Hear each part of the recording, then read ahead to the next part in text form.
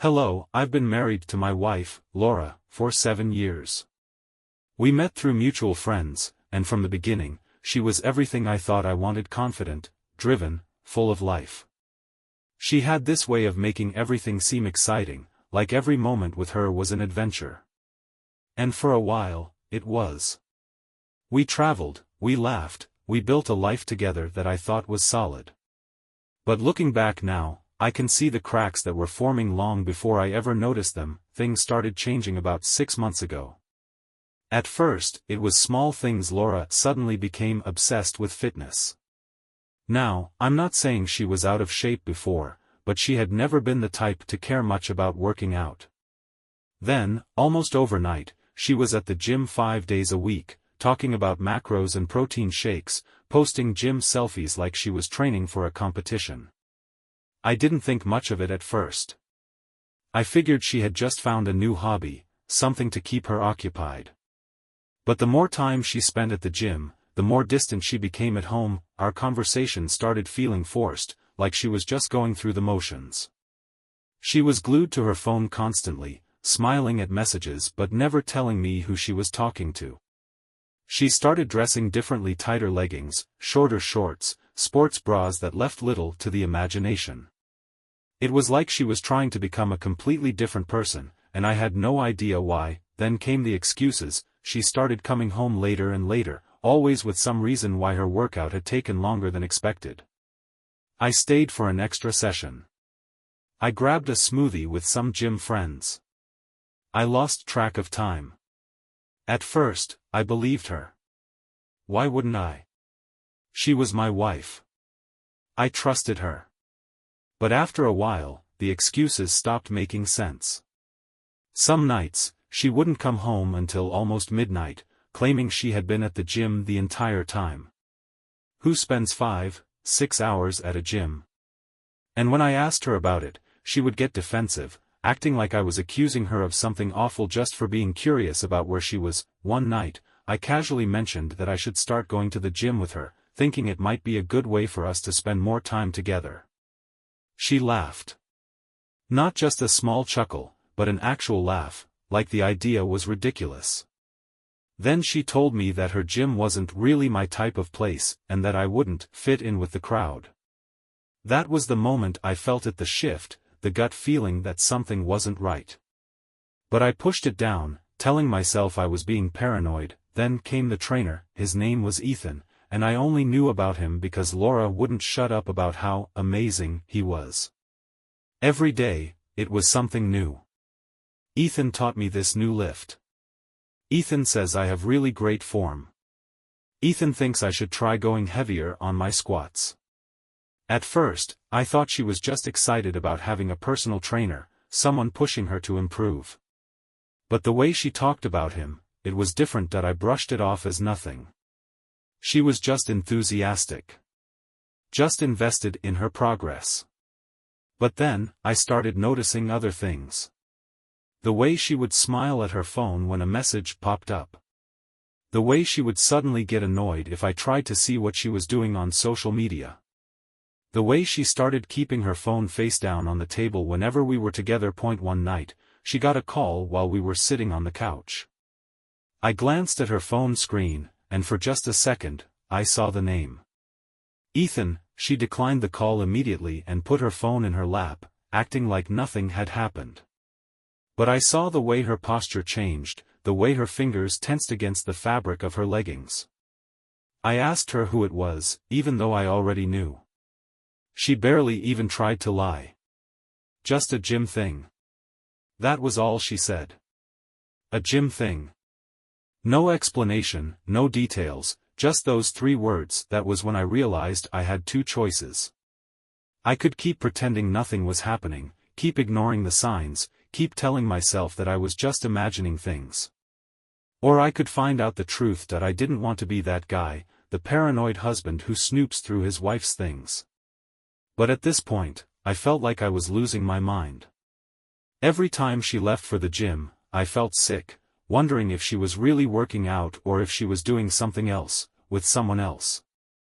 And the worst part was, she didn't even seem to care that I was noticing the change. It was like she had already made her choice, and I was just playing catch-up. I had to know. So I made a plan. I told her I had a work event one evening, something that would keep me out late. She barely even reacted, just gave me a distracted nod and went back to scrolling on her phone. That night, instead of going to the work event, I parked near her gym and waited. My hands were sweating against the steering wheel, my heart pounding in my chest like I already knew what I was about to find out. Then, at exactly 9:30 p.m., I saw her walk out of the gym, but she wasn't alone, she was with him, Ethan. And what happened next shattered everything I thought I knew about my wife. I watched them from my car, my hands gripping the steering wheel so tightly that my knuckles turned white.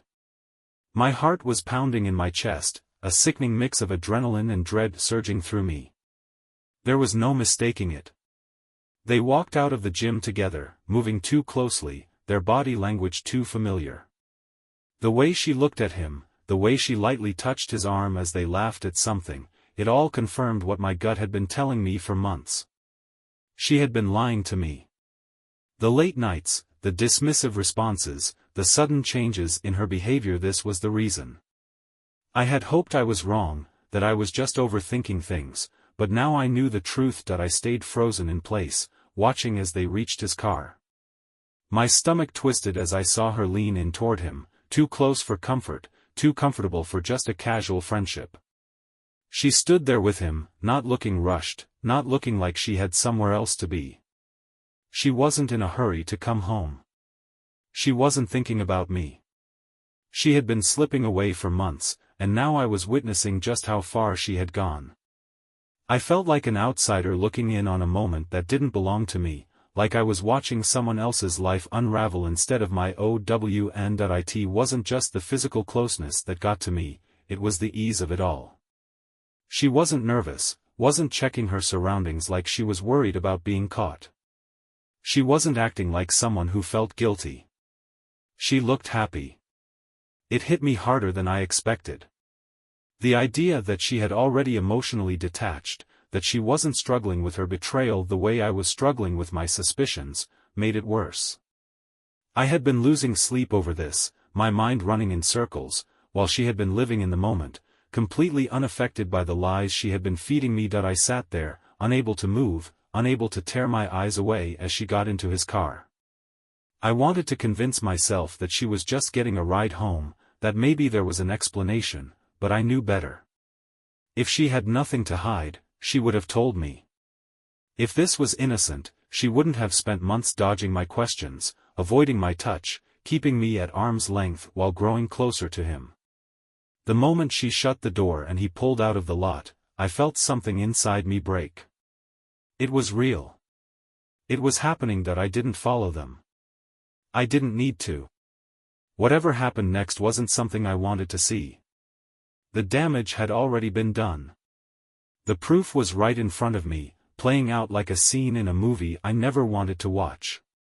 I sat there for what felt like hours, staring at the now empty parking space where their car had been, my mind struggling to keep up with the reality that my marriage was over. I tried to piece together when it had started, how long she had been sneaking around, how many times she had smiled at me while knowing she was hiding this from me. Every late night she had spent at the gym, every time she rolled her eyes at my questions, every new outfit, every secret text message, it had all been leading up to this moment, and I had been too blind to see it. The worst part was, I had trusted her. I had let her brush off my concerns, let her convince me that I was imagining things, let her make me feel like I was the problem. Every time she had made me feel guilty for questioning her, she had known the truth. She had known, and she had done it anyway. That realization burned more than anything. It wasn't just the betrayal itself, it was the way she had manipulated me into doubting my own instincts, the way she had made me feel like a fool for even considering that she could do something like this. That I finally forced myself to start the car and drive home, but it didn't feel like home anymore. Everything about it felt different, like I was stepping into a place that no longer belonged to me. I walked through the front door, into the living room we had decorated together, into the space where I had once felt safe, and I felt nothing but emptiness. I stood there in the dark, my thoughts racing, my emotions crashing into each other like waves in a storm. I couldn't sit down. I couldn't sleep. I couldn't even think straight. I kept replaying the image of her in my head, the way she looked at him, the way she leaned into him like I didn't even exist. The house was quiet, but my mind wasn't. I thought about confronting her right away, about waiting for her to come home and forcing her to look me in the eye and tell me the truth. But I knew what she would do. She would lie. She would twist the story, act like I was overreacting, make me question what I had seen with my own eyes. She had been lying for months, and she wouldn't stop now just because she had been caught. I needed to be smart. I needed to have undeniable proof, something she couldn't talk her way out of. I sat down and started going through her social media, looking for anything that I might have missed before. I searched through old messages, through every little detail that had once seemed meaningless. And then I found it. A photo from a few weeks ago, one that seemed innocent at first glance. A picture she had taken at the gym, nothing unusual. But in the reflection of the mirror behind her, I saw him. Ethan. Standing too close, watching her, his presence lingering in the background like a shadow I hadn't noticed before. I kept scrolling, looking for more, and the deeper I went, the more it all made sense. The way she had subtly included him in conversations, the small interactions I had ignored, the changes in her routine that I had written off as harmless. It had all been right in front of me. I had just refused to see it. I wasn't sure how much longer I could keep this to myself. The anger was building, the betrayal sinking deeper, making it impossible to think about anything else. I had spent months questioning myself, but now, there was no doubt. I knew what she had done, and soon, she was going to know that I knew. I stayed awake the entire night, sitting in the silence of a house that no longer felt like mine. Every time I closed my eyes, I saw her in that parking lot with him, laughing, touching his arm, slipping into his car without a second thought. My mind wouldn't stop replaying it, forcing me to relive every moment, every unanswered question, every suspicion that I had brushed off. I kept trying to remember the last time she had looked at me the way she had looked at him, the last time she had been that comfortable around me, and I came up empty. At some point, I heard the front door open. I didn't move. I listened as she walked in, her footsteps light, as if she had nothing to worry about. I glanced at the clock. It was past midnight. She had been gone for hours, and now she was slipping back into the house like everything was normal. I heard her set her things down, move through the house, go into the bedroom. She didn't come looking for me. She probably assumed I was asleep, unaware, completely oblivious. I sat there, staring at the floor, trying to decide what to do. Confronting her right now, in the middle of the night, when my emotions were at their peak, when I could barely think straight, wasn't a good idea. If I let my anger take control, if I demanded answers from her now, I knew what she would do. She would lie. She would twist the truth. She would find a way to make me feel like I was the one in the wrong, like I was paranoid, insecure, seeing things that weren't really there. I wasn't going to let her do that. I needed more. I needed undeniable proof, something she couldn't talk her way out of. And I knew exactly where to start. The next morning, she acted like nothing had happened. She got ready for the gym like she always did, moving around the house with the same routine she had been following for months. I watched her from the kitchen, taking in every detail, every movement, every casual lie she was living. She wasn't worried. She wasn't second-guessing anything. She thought she had me exactly where she wanted me, blind, trusting, completely unaware of what she was doing behind my back. As soon as she left, I went to her laptop. I knew her passwords. She had never changed them. Maybe she had gotten too comfortable, maybe she had assumed I would never check. I opened her messages, scrolling through weeks of conversations, searching for his name. I wasn't sure what I was expecting, but when I found it, I felt my entire body go cold. They had been talking constantly. Messages at all hours, casual check-ins, inside jokes. The way she spoke to him, the way she responded to him, it was different. Effortless. Familiar. She never talked to me like that anymore. And then, there were the ones that confirmed everything. They had been meeting outside the gym. Restaurants. His place. Hotels. She had planned it all, making excuses, scheduling their nights together as if I was nothing more than an obstacle she had to work around. And worst of all, there was no hesitation in her words, no guilt, no indication that she had ever thought twice about what she was doing. She had done this intentionally, knowingly, and she had never once considered stopping. That I kept scrolling, my stomach twisting, my hands shaking. The messages stretched back months. This wasn't some recent mistake, some moment of weakness she had fallen into. This had been going on for half a year, if not longer. And I had been sitting at home, waiting for her, believing every excuse she had thrown my way. I backed out of her messages and opened her photos. My chest tightened as I saw picture after picture of them together, some at the gym, some in places I didn't recognize, places she had never mentioned to me. And then, I found a picture that made my entire world tilt. A photo of them in a hotel room. I slammed the laptop shut, feeling sick. The proof was all there, staring me in the face, undeniable and irreversible. She had been cheating on me for months, lying straight to my face, and I had let it happen. I had given her the benefit of the doubt, had trusted her, had believed that she would never do something like this to me. But she had. And now, there was no going back. I sat there, my mind racing through every possible scenario. I could confront her now, show her the messages, the pictures, force her to admit it. But what would that accomplish? She had already moved on, emotionally if not physically. I could see it in the way she had been acting, in the way she had stopped caring about me, about us, about anything other than her new life with him. The marriage was already dead, she had just been waiting for me to realize it. I stood up, running a hand over my face, trying to clear my thoughts. I needed to get out of there. I needed space. I grabbed my keys and walked out the door, not sure where I was going, just knowing that I couldn't stay in that house for another second. As I drove, I felt the weight of everything pressing down on me. The betrayal, the lies, the months of being treated like a fool. But beneath all of that, there was something else.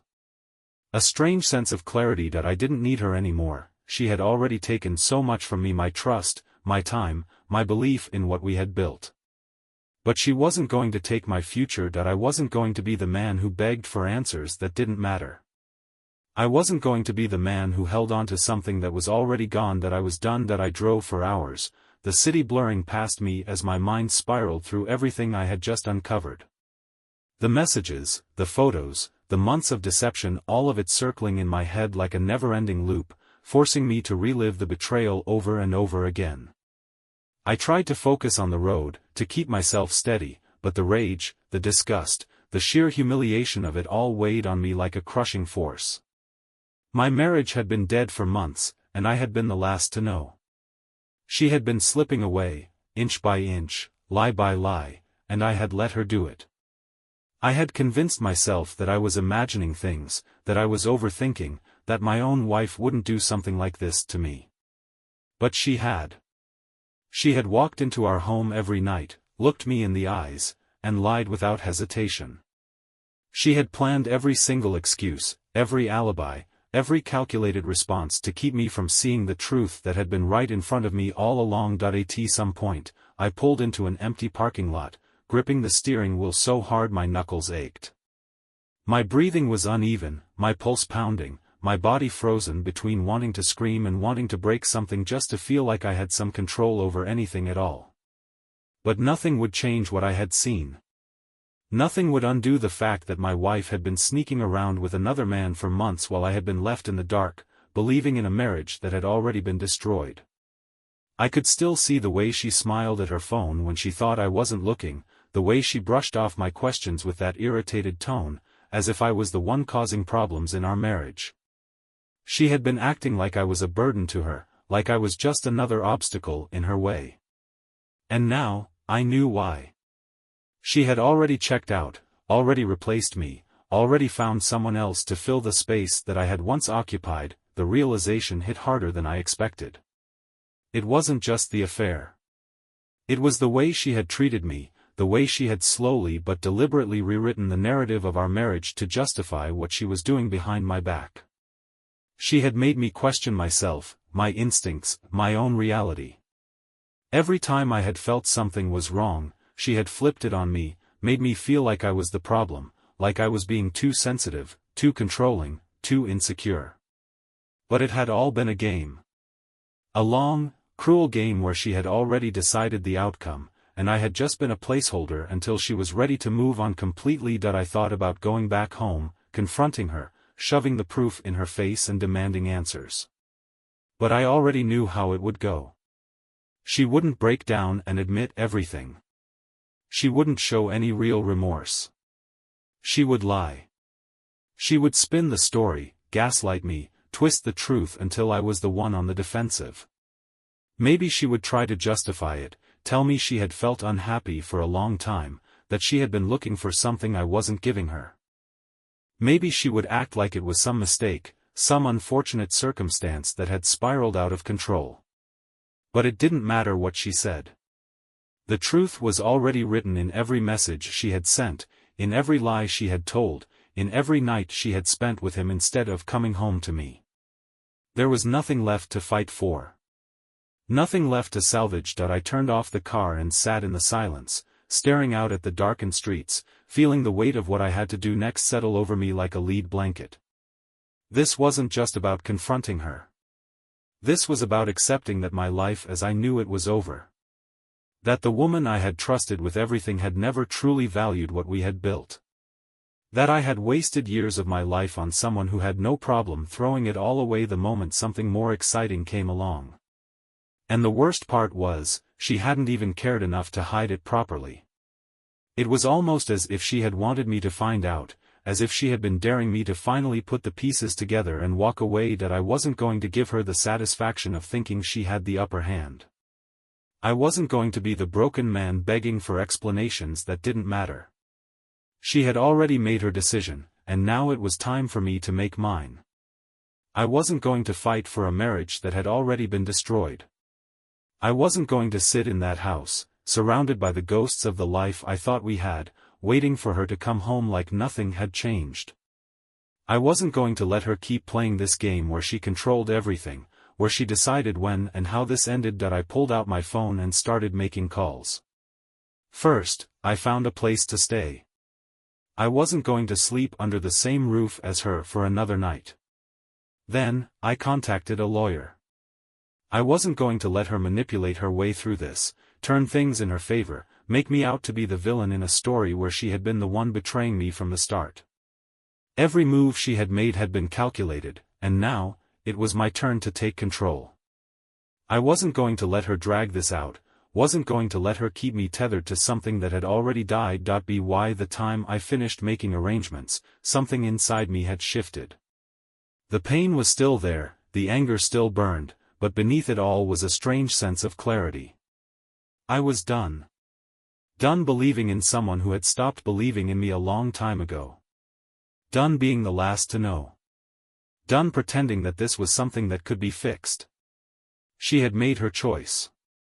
Now, I was making mine. I started the car again, but this time, I wasn't driving aimlessly. I knew exactly where I was going. Away from her, away from the lies, away from the version of my life that had been built on nothing but deception. I wasn't just walking away from my marriage. I was walking away from the person I had been for the past several months, the man who had ignored the signs, who had held on to something that had already slipped through his fingers. That man didn't exist anymore. The next time she looked at me, she wouldn't see the trusting, oblivious husband she had been lying to for months. She would see the man who knew exactly who she was, exactly what she had done, and exactly what came next. The drive back to the house felt like stepping into a battlefield I had already lost. The streetlights cast long shadows across the road, the engine hummed beneath my shaking hands, and all I could think about was how much had changed in just a matter of hours. I had left the house that morning as a man still clinging to the idea that maybe I was wrong, that maybe there was some part of my marriage worth saving. Now, I was coming back as a man who had seen the truth in its ugliest form. The messages, the pictures, the undeniable proof it had erased any lingering hope I had left. I wasn't going home. I was returning to a place where a stranger lived, a woman I used to know, someone who had worn my wife's face while stabbing me in the back. That I parked in the driveway and sat there for a moment, gripping the steering wheel, my pulse steady but my mind in chaos. I wasn't afraid of what would happen next. I had made my choice, and there was no going back. But there was something about this moment that felt final, like the last few seconds before a building collapsed, when you could still see the structure standing but knew it was already crumbling from the inside. My marriage was already rubble. The only thing left to do was walk through the dust and leave it behind. That I stepped inside, and the air felt different. Heavier. Like the house itself knew what had happened, like the walls were watching, waiting for the inevitable. The dim glow from the kitchen lights told me she was still awake. I could hear the faint clinking of a glass being set down, the casual rustle of her movements. She had no idea. No idea that I had seen the messages. No idea that I had gone through her pictures. No idea that the lie she had been keeping together with duct tape and arrogance had finally fallen apart. That I dropped my keys on the table and walked through the house, every step deliberate, controlled. The anger was still there, a deep, burning rage that threatened to consume me, but I held it back. I wasn't going to give her the satisfaction of seeing me lose it. She didn't deserve my emotions anymore. She had already taken enough from me. She was standing by the counter, sipping a drink like this was just another night. She barely glanced at me, scrolling through her phone with the same casual detachment she had been showing me for months. That was what set me off, not the affair itself, not the betrayal, but the way she carried herself, like nothing had changed, like she hadn't torn apart everything we had built and expected me to keep playing my role in the fantasy she had created. That I didn't say anything. I just turned and walked into the bedroom, grabbing the suitcase from the closet, throwing open drawers and pulling out whatever I needed. Clothes. Essentials. Important documents. I wasn't leaving anything behind that mattered. She could have everything else. The furniture, the decorations, the meaningless possessions we had accumulated over the years. None of it meant anything to me anymore. They were just relics of a life that had already been destroyed. At some point, she must have noticed what I was doing, because I heard her footsteps in the hallway, the hesitation in her movements. But I didn't stop. I kept packing, moving with a precision that even surprised me. I wasn't acting out of impulse, I was acting with purpose. I had spent too much time waiting, second-guessing, giving her the benefit of the doubt. Not anymore. I could feel her watching me, but I didn't acknowledge her. I didn't need to hear her excuses. I didn't need to listen to whatever story she was going to try to spin to make herself look like the victim. I had already seen everything I needed to see. There was no room for discussion, no space for apologies that meant nothing, no point in dragging this out any longer than necessary. I zipped up the suitcase and walked past her without a word, heading straight for the door. I didn't need to say anything. She could see it in my face, in the way I carried myself. This wasn't an argument she could win. This wasn't a fight she could manipulate her way out of. She had already lost. The night air hit me as I stepped outside, the suitcase rolling behind me, my hands steady even as my mind reeled from the weight of it all. I had expected to feel shattered, broken, like a part of me had been ripped away. But as I reached the car and loaded my things inside, I felt something else entirely. Relief. Not the kind that comes immediately, not the kind that washes over you all at once, but the kind that lingers just beneath the pain, waiting for the moment when you finally accept the truth. She was no longer my problem. I got into the driver's seat, started the car, and drove away without looking back. There was nothing left for me in that house. The woman I had loved, the life I had built, it had all been a lie, a carefully constructed illusion that had shattered the moment I saw her step into another man's car.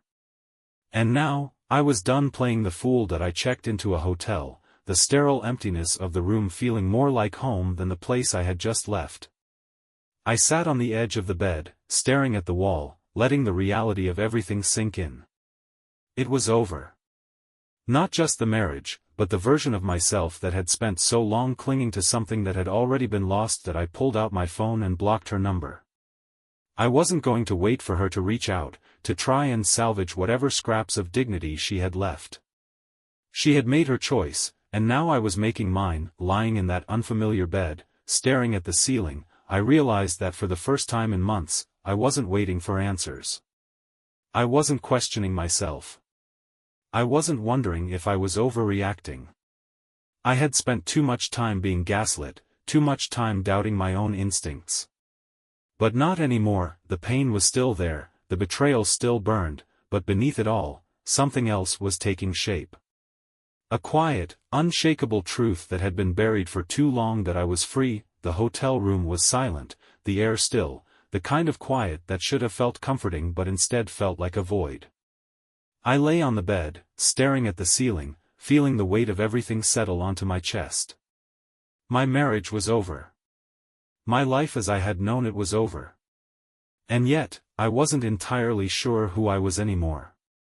For so long, I had defined myself as a husband, as a partner, as someone building a future with a woman who no longer cared. Now, that identity had been ripped away, and in its place was nothing but an empty space I didn't know how to fill. That I kept replaying the moment I walked out of that house. The way she just stood there, watching, letting it happen. No tears. No anger. No desperate attempt to stop me. It was like she had already made peace with my absence before I had even left. That should have hurt. It should have devastated me to know that I had been so easy for her to let go. But instead, it only confirmed what I already knew. She had been gone long before I ever found out. I had been the only one still holding on, the only one still believing in something that had already crumbled to dust. That I reached for my phone out of habit, then stopped myself. There was no one to call, no messages I needed to check. I had blocked her number before she could even attempt to explain herself, before she could try to spin the situation into something that wasn't her fault. I didn't need to hear her excuses, didn't need to subject myself to the lies she would tell to try and make herself feel better. I had seen the truth with my own eyes, and nothing she said could change that. I forced myself to get up, to shower, to put on fresh clothes, to do something that resembled normalcy. The water ran hot over my skin, washing away the sweat and exhaustion, but it couldn't wash away the bitterness, the anger, the deep, aching sense of betrayal that sat in the pit of my stomach. I had spent so many years believing that she was my partner, that she was someone I could trust. And now, I knew better. I had been nothing more than a placeholder in her life, someone she could lean on until something more exciting came along. That I left the hotel and drove aimlessly for a while, my thoughts heavy but my hands steady.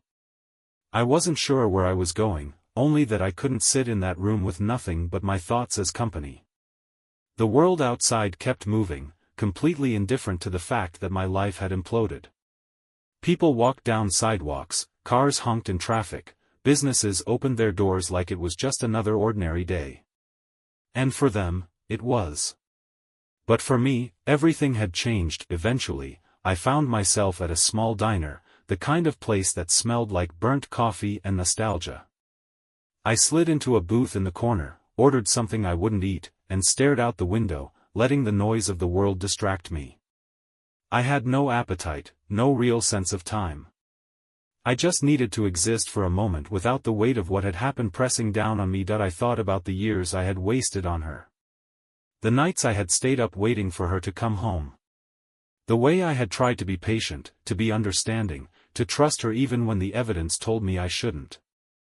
I had given her everything: my love, my loyalty, my faith, and she had taken it all for granted, using it as a shield while she built a life with someone else behind my back. I had been a fool. But not anymore. I pulled out my phone and started looking at apartments.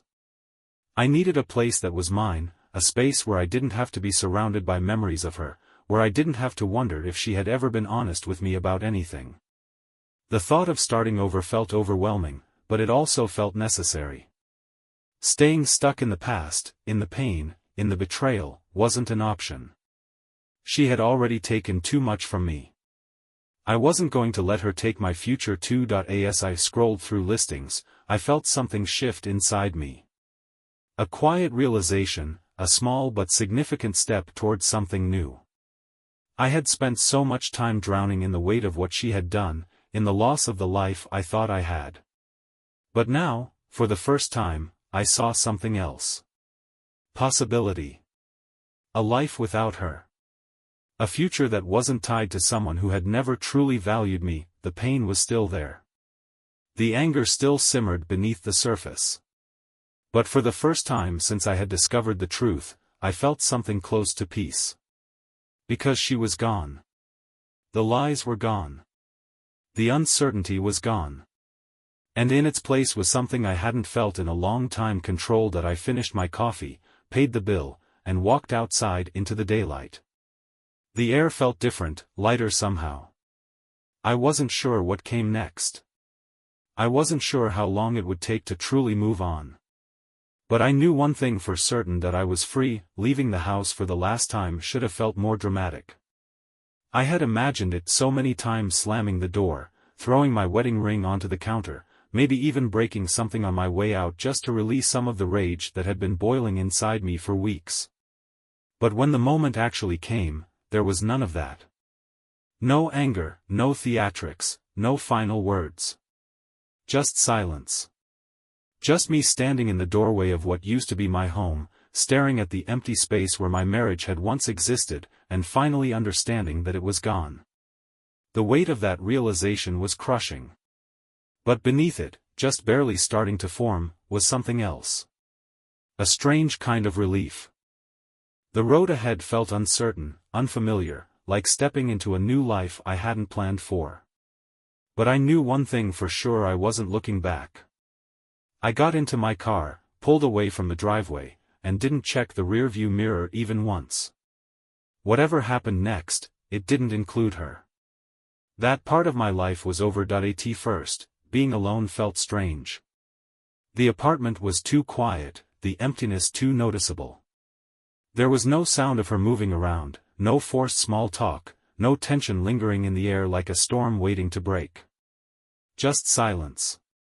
And with that silence came the flood of thoughts I had been trying to outrun.